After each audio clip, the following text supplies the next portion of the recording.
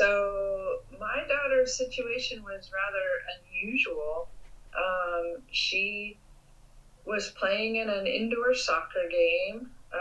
She fell on her bottom hard. I was like, ooh, that's going to hurt tomorrow. So it locked in my mind, like, okay, that was an event, right? And then I didn't think that much of it. I just thought she'd be sore. And then she went out of the game. And then after the game, she was just like, I don't feel good. I don't feel good. And she's like, I got a headache and I don't feel good. And I was trying to figure out, I was like, it was her first indoor soccer game that she had played. She was, I guess, 14 at the time. And I thought, well, maybe she got dehydrated or just the environment has left her a little off. And we rode home in the car, and she was like, I feel kind of nauseous. You know, it's really bright. I don't feel right. And I kept thinking, well, just hydrate. And we went home. She went to bed that night. I mean, she was still not feeling great. I was like, well, maybe she'll just need to sleep and she'll wake up feeling better. And she woke up the next day and she was still feeling that way and light sensitive and sound sensitive. And I was like, yeah, this sounds like a concussion.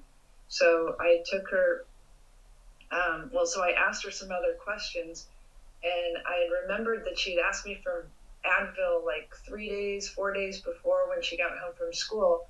And then she described the incident more clearly at that point, that she had been elbowed in the head, in the side of the head, by a male student when they were playing touch football, flag football.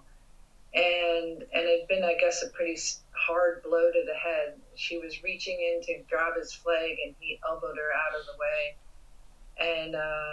And the teachers didn't see it. It was never really reported back to me. And she just told me she had a headache. I gave her Advil, and life went on, and she was fine. She played tennis the next day. She even did some testing, like a SSAT for an admissions entrance exam on the 2 days after that. Seemed fine. And then she played on the 3 days after that. She played in the soccer game and had the fall.